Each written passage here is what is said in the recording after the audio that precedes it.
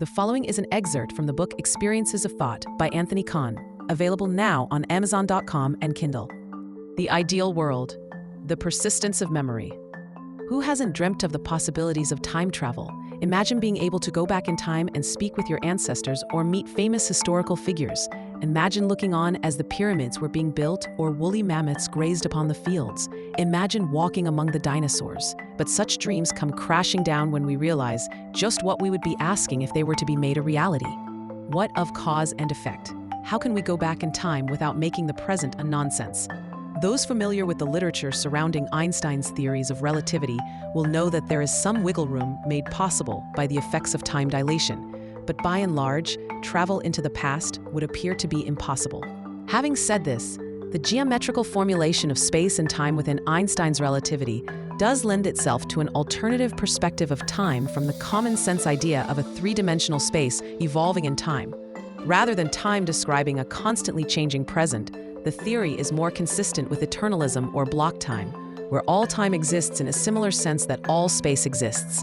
To conceptualize this, think for a moment about a compact disc loaded with your favorite songs.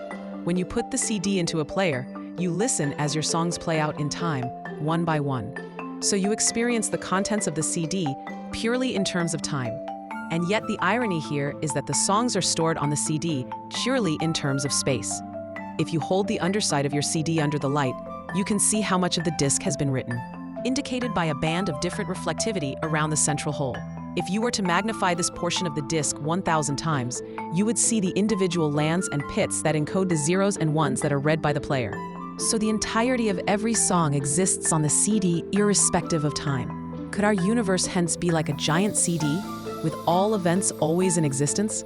Time, and even quantum randomness itself, would be just another part of the fixed and ultimately eternal encoded information. It is certainly a persuasive idea, made all the more so given the proven issues with simultaneity arising within special relativity. But what does that say about us and our lives? Why are we experiencing this particular moment in time instead of any other?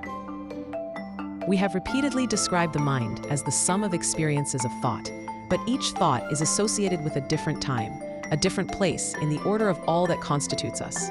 This means that our whole self is spread out in time, and a snapshot of us at some instant cannot be the whole us.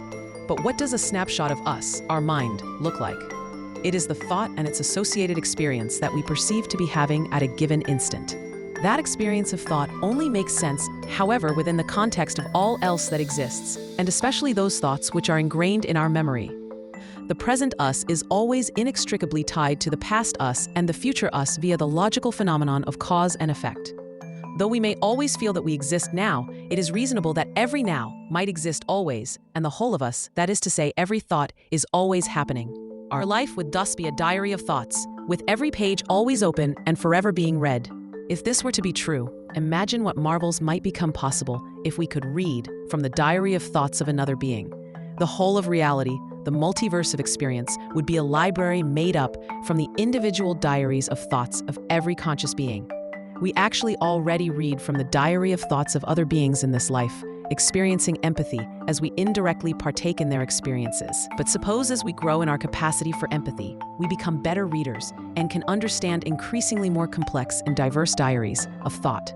Imagine the new worlds and experiences that would become available to us. Suppose that, as we proposed in the previous section, life goes on and our awareness widens upon the termination of this life via death.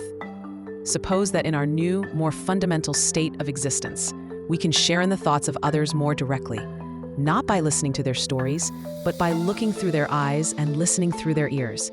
If all that exists is reducible to experiences of thought, and all that exists always exists with time itself arising out of experiences of thought, then experiencing other times becomes part and parcel with social interaction. If you wanted to see the pyramids being built, you need simply share in the experiences of someone who was there. If you wanted to walk with dinosaurs, get to know the mind of a T-Rex. The point is that if the mind is eternal, then no place is beyond reach. Our time machine is the permanent existence of all thought. It is the persistence of memory.